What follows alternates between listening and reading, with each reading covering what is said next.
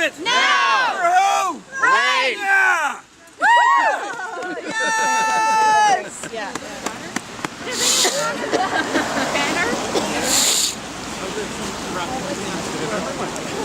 Yeah, CTV just called and they apparently got a technician. And they were asking for Saturday morning. I'm asking whether you have FaceTime. Do you have FaceTime? I have FaceTime. You have FaceTime? Okay, so The last time CTV tried to do something with me on FaceTime, it was a complete fiasco on their end. So hopefully they've improved the technology. You're with Amnesty International? Locally or? No, I'm the head of the Canadian section. Okay. But I'm based here now. In Ottawa? Yeah. Okay. So. And you? I'm a Montreal citizen journalist, and believe it or not, I've been accused of blasphemous libel in terms of our blasphemy law. So now, I'm not likely to get flogged, but in fact, I slapped the lawyer all over the internet.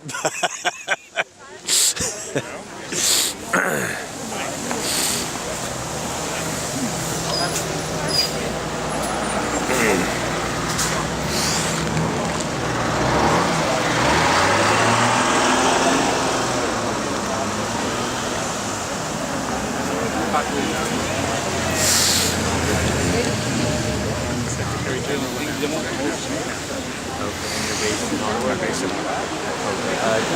So was it Amnesty who organized the protest?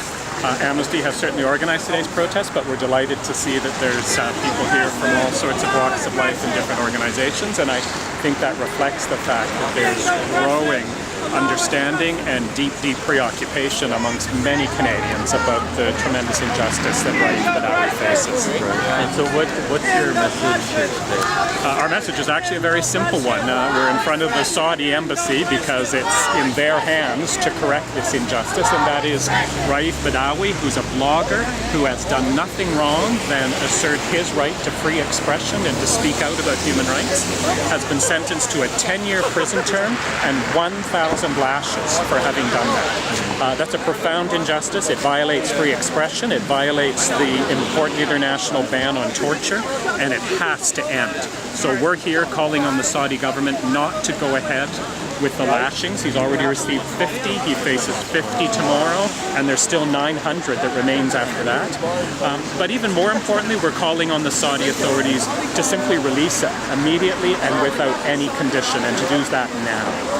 Do people have freedom of expression in Saudi Arabia? One of the reasons that we have given so much attention to Raif Badawi's case is it's emblematic of the much wider pattern of very serious human rights violations, including violations of the right to freedom of expression that have long been the reality in Saudi Arabia. So it's an important case because what he faces is terrible. It's also an important case because it's a window into much wider concerns in the country. Do you hope that the Canadian government can get involved? Like, their hands are pretty much tied here. The Canadian government can certainly do a great deal here, and we have heard some expressions of concern, including yesterday from Minister Baird, and we very much welcome that. But we want to see that go further.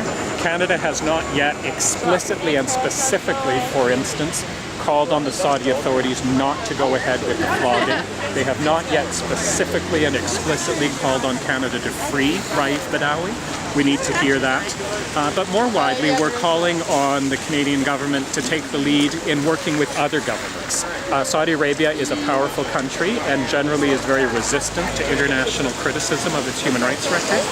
Canada going alone on this case will only go so far. It's very important to rally other countries to our side, countries from across the world. And Canada's in a good position to do so. We've got an extra responsibility because we have commendably given shelter to Raif Badawi's wife and 3 children as refugees. So we have a very close and important connection to this case, and we should be taking the lead. And I guess the timing of this, these lashes that are starting is also around the same time as the Paris attacks, which spurred another discussion about freedom of expression as well. The case comes along at a time when worldwide there's great understanding about how fragile freedom of expression is and how it can be attacked from all different directions. including when there's perceptions that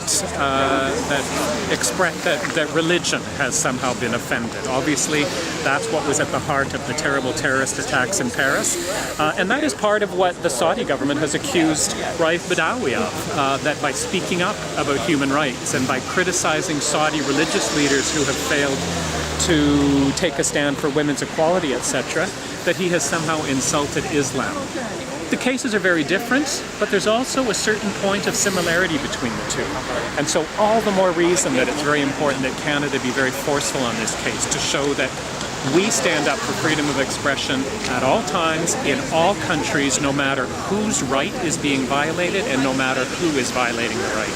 Do you think because do you think the Canadian government hasn't been very forceful in their comments is because he's not a Canadian citizen? The fact that he's not a Canadian citizen does limit Canada's actions to a certain degree, but only in a limited fashion. It means we can't, for instance, demand our internationally guaranteed right to access him for consular visits.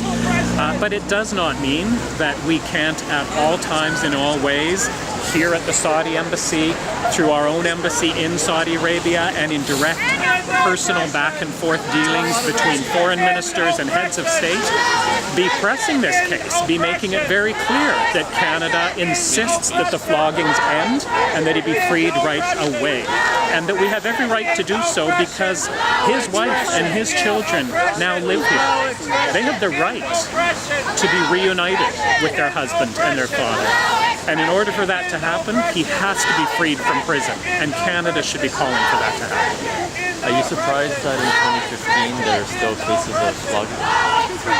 Sadly, we've long known that for many recent years in Saudi Arabia and in other countries, flogging does continue to be a reality. So this does not come as a surprise to us, but it is still a deep disappointment and a point of great concern. And we're really pleased to see that it's becoming a rallying cry for so many Canadians who are speaking out and insisting that it end in this case, and end more widely. And lastly, what is Embassy doing to help Raif?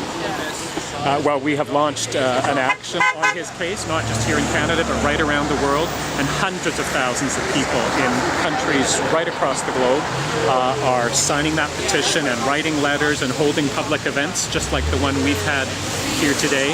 There were demonstrations in front of Saudi Arabian embassies all over the world today, in fact.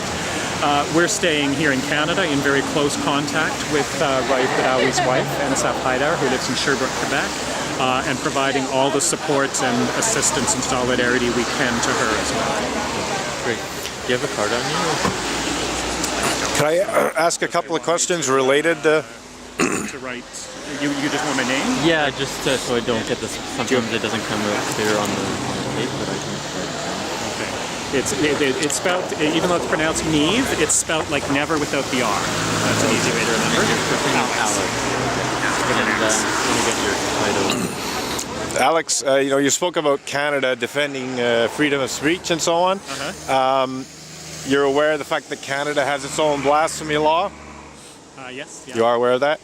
Don't you think that somewhat weakens Canada's ability to demand of other countries that they do not? I mean, a Canadian theoretically could go to jail for, what we call blasphemous libel.